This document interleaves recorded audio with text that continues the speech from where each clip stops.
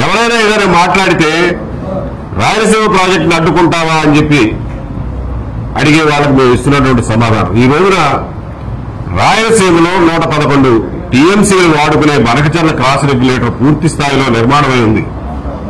హంద్రీనీవా అసంపూర్తిగా ఉంది, గాలేరు నగరి అసంపూర్తిగా ఉంది, ఎక్కడా బ్రాంచ్ కెనాల్స్ తవ్వలేదు, ఫీల్డ్ కెనాల్స్ తవ్వలేదు. కృష్ణానదిలో వచ్చిన వరద నీటి 150 టీఎంసీలు తీసుకొచ్చి పోసినా కానీ రిజర్వాయర్లు నింటమే తప్ప పొలాలు నడిచే పరిస్థితి లేదు. ఎందుకంటే మీరు కాలువలు కట్టలా. ఇంకా మీరు నిజంగా డబ్బు మొదలై చేయగలం, కేంద్ర ప్రభుత్వం నుంచి డబ్బు తీసుకురాగలం, ఒక ఈఏపీ ప్రాజెక్టు రూపంలో వరల్డ్ బ్యాంక్ నుంచో ఇంకొక చోట నుంచో ఎక్స్టర్నల్లీ ఎయిడెడ్ ప్రాజెక్టు తీసుకురాగలం, డబ్బు తీసుకురాగలం అనుకుంటే రాయలసీమలో అసంపూర్తిగా ఉన్నటువంటి ఈ ప్రాజెక్టును పూర్తి చేయండి. ముందు వెనుకబడిన రాయలసీమ పేరు చెప్పి ఆ డబ్బు తీసుకురండి, లోన్ తీసుకురండి. రాయలసీమ ప్రాజెక్టుల్ని ఆఖరి ఎకరం తడిసేదాకా ఉన్న సదుపాయాలను ఉపయోగించుకునే పరిస్థితి ముందు కలగజేయండి. చెయ్యేరు నది మీద అన్నమయ్య డ్యామ్ కొట్టుకుపోయింది, దాన్ని పునర్నిర్మించుకోవాలి. దాన్ని పునర్నిర్మించుకుంటే చెయ్యేరు మీద 20, 30, 25 టీఎంసీలు నిలబెట్టుకునే అవకాశం ఉంటుంది. దాన్ని రాయలసీమకి చిన్నపాటి లిఫ్టులతో ఎత్తిపోసుకునే అవకాశం ఉంటుంది.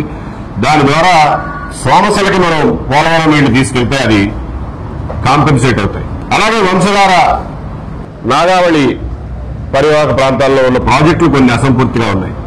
కేవలం 150 ఎకరాల డిస్ప్యూట్తో, కేవలం 150 ఎకరాల విషయంలో ఒరిస్సాతో తగాదా ఉంది. ఈ రోజున రాజకీయంగా మీకు ఒరిస్సాలో బీజేపీ గవర్నమెంట్ ఉంది, కేంద్రంలో బీజేపీ గవర్నమెంట్ ఉంది, మీది కూటమి ప్రభుత్వం. ఈ అడ్డంకులన్నీ తొలగించండి. పోలవరానికి ఒరిస్సా పెట్టిన అభ్యంతరాలన్నింటినీ తొలగింపజేసుకురండి. ఉత్తరాంధ్ర ప్రాజెక్టుల్లో పెట్టాల్సినటువంటి కొద్దిపాటి ఖర్చును పెట్టి దాన్ని కూడా పూర్తి స్థాయిలో తోటపల్లి బ్యారేజ్ కానీ ఇంకోటి కానీ ఈ పనులన్నింటినీ పూర్తి చేసుకోవాల్సిన అవసరం ఉంది. వాటిని చేయకుండా మనం ఈ రోజున 1,00,000 కోట్ల రూపాయలు ఏకపక్షంగా మేము ఒక మెగా ప్రాజెక్టు మొదటి నుంచి చివరి వరకు ఒకే కాంట్రాక్ట్ కంపెనీకి అప్పచెప్తాము అని అంటే అది సవ్యం కాదు. దీని మీద పునరాలోచించుకోవాల్సిందిగా కోరుతున్నాం.